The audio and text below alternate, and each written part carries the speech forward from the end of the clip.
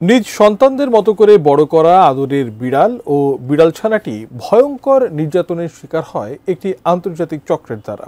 পরে সেই নির্যাতনের ভিডিও অনলাইনে ছড়িয়ে দেয় ওই চক্রটি। এমন ভয়াবহ হৃদয় বিদারক কষ্ট একমাত্র বিড়াল প্রেমীরা ছাড়া কেউই বুঝবেন না।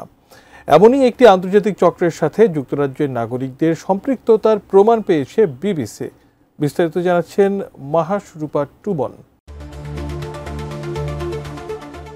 একটি আন্তর্জাতিক চক্রের গোপন নেটওয়ার্কের সন্ধান পাওয়া গেছে, যেখানে হাজার হাজার সদস্য রয়েছে যারা বিড়ালদের নির্যাতন করে এবং সেই নির্যাতনের ছবি ও ভিডিও শেয়ার করে বিক্রি করে।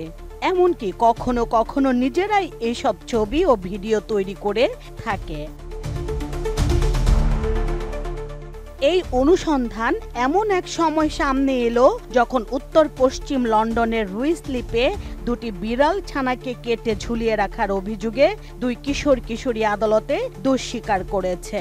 ঘটনাস্থল থেকে ছুরি, ব্লুটর্চ ও কাঁচি উদ্ধার করেছে পুলিশ। এই অপরাধের দায়ে 4 আগস্ট 16 বছর বয়সী এক কিশোরী এবং 17 বছর বয়সের এক কিশোরের শাস্তি ঘোষণা করা হয়। তদন্তকারীদের ধারণা, এই দুজনের সঙ্গে আন্তর্জাতিক বিড়াল নির্যাতনকারী চক্রের সংযোগ থাকতে পারে, যারা পরিকল্পিতভাবে নির্যাতনের ভিডিও বানিয়ে তা গোপনে অ্যাপে বিক্রি করে থাকে। বিবিসি আরও বলেছে, এই চক্রটির মূল উৎপত্তি চীনে হলেও এখন তা বিশ্বজুড়ে বিস্তৃত। যুক্তরাজ্য সহ বিভিন্ন দেশেই এর সক্রিয় সদস্য রয়েছে বলে নিশ্চিত হয়েছে সংবাদ মাধ্যমটি।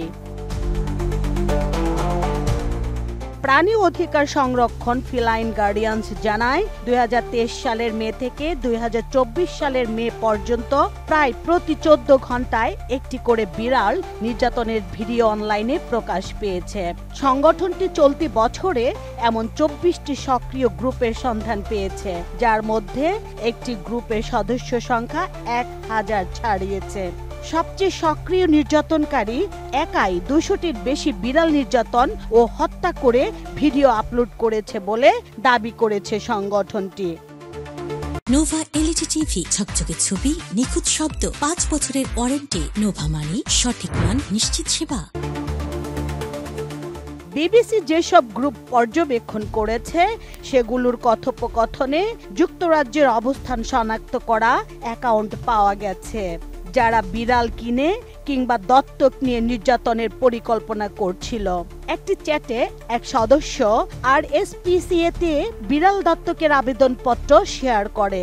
আরেকজন যুক্তরাজ্যে বিড়াল বিক্রির বিজ্ঞাপন দিয়ে লেখেন, আমি ওদের খুব কষ্ট দিতে চাই। ফিলাইন গার্ডিয়ানসের স্বেচ্ছাসেবক লারা, এটা তার ছদ্মনাম, তিনি বলেন, প্রতিদিনই আমার হৃদয় ভেঙে যায়। এমন কোনো দিন নেই যেদিন আমি না কাঁদি। তিনি দীর্ঘ সময় ধরে গ্রুপগুলোতে ছদ্মবেশে কাজ করেছেন।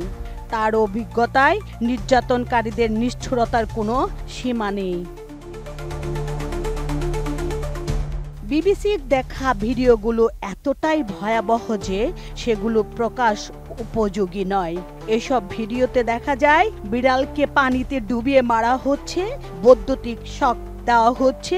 একটি ভিডিওতে একটি খাঁচাবন্দি বিড়াল ছানাকে না খাইয়ে রাখলে কতদিন বাঁচবে তা পরীক্ষা করা হচ্ছে। আরো ভয়াবহ তথ্য হলো, এসব গ্রুপে শিশুদের অংশগ্রহণেরও প্রমাণ পাওয়া গেছে। এক সদস্য লিখেছে, আমি 10 বছরের, আমি বিড়াল নির্যাতন করতে ভালোবাসি। এমনকি একটি ওয়েবসাইট নিজেদের বিড়াল প্রেমীদের কমিউনিটি বলে দাবি করে, অথচ তারা বিড়াল নির্যাতনের সঙ্গে জড়িত।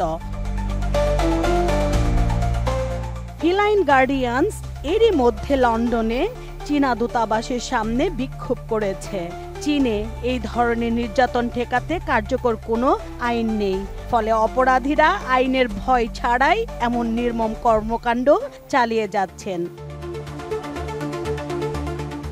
বিশ্বজুড়ে ছড়িয়ে থাকা এই ভয়াবহ নৃশংস নেটওয়ার্ক শুধু পশুদেরই নয়, সমাজের জন্যও বড় হুমকি হয়ে দেখা দিয়েছে। মানবিক মূল্যবোধ অবক্ষয়ের সীমা ছাড়িয়ে যাওয়ার এই জঘন্য প্রবণতার বিরুদ্ধে এখনই বিশ্বের প্রতিটি দেশের সরকারের কড়া আইন প্রয়োগ ও সচেতনতা বৃদ্ধির দাবি তুলেছেন প্রাণী অধিকার কর্মী সহ বিশ্বের বিড়াল প্রেমীরা।